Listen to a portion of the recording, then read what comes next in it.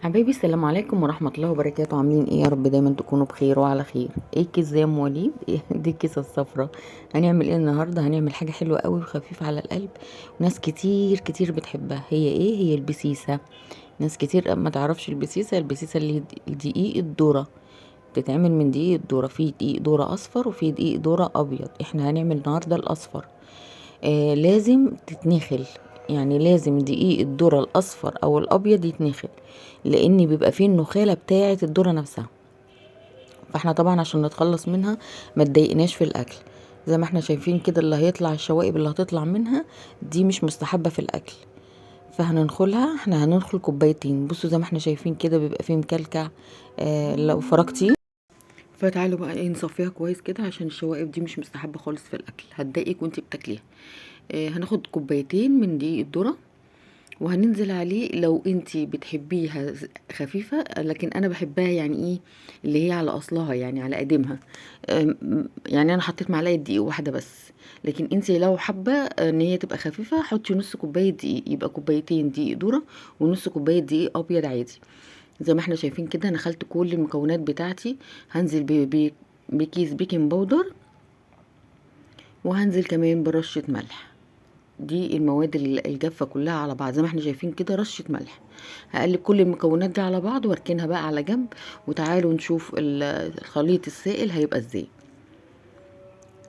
انا كده خلاص المكونات الجافة كده بقت على جنب، الدقيق والدقيق الابيض والاصفر والبيكنج باودر ورشة الملح. هنا انا معايا كوباية سكر، ومعايا 3 بيضات. زي ما احنا شايفين كده، 3 بيضات بدرجة حرارة المطبخ.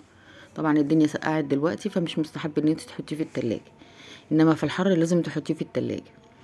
هنحط ال3 بيضات، معاهم كوباية السكر، وكمان كيسين فانيليا.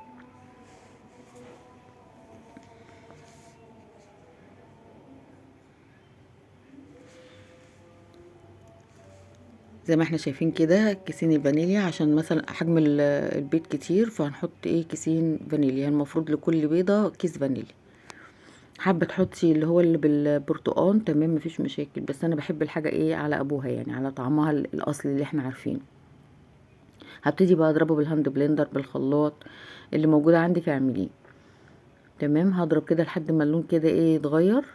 هنزل بمعلقه ملح حلو، معلقه خل، اسفه معلش، معلقه خل. وهبتدي بقى ايه اضربها كويس كده ايه، علشان زفرت البيض. هبتدي انزل بكوبايه الا ربع من الزيت، كوبايه الا ربع من الزيت. هنزل بيها حبه حبه عشان الخليط بتاعي يتقل معايا. هنا بعد ما خلطت كل المكونات، طبعا احنا محطناش حاجه تاني سائل، لكن هنحط دلوقتي بعد ما احط هنزل بكوبايه الا ربع من اللبن. بعد ما اقلب الخليط هشوف بقى ايه، هي طبعا كده تقيله، لكن هنزل بكوبايه الا ربع من اللبن.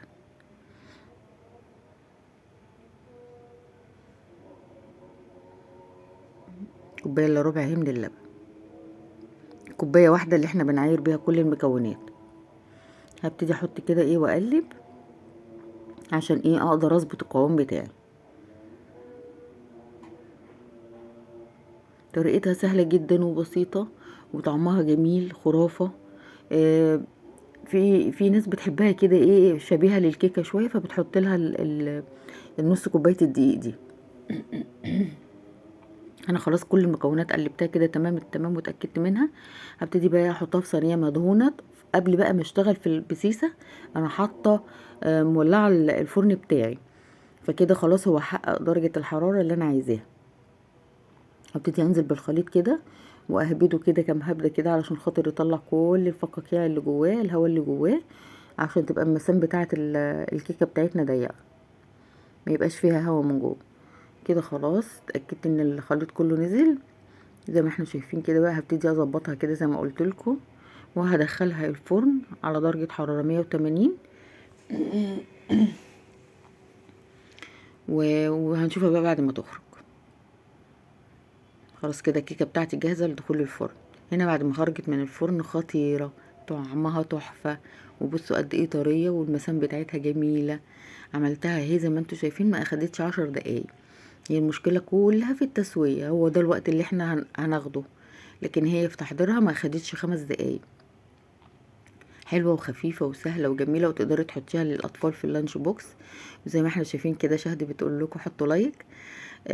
سهلة وبسيطة وجميلة، ما فيهاش أي مشاكل، وما أخدتش مننا أي وقت.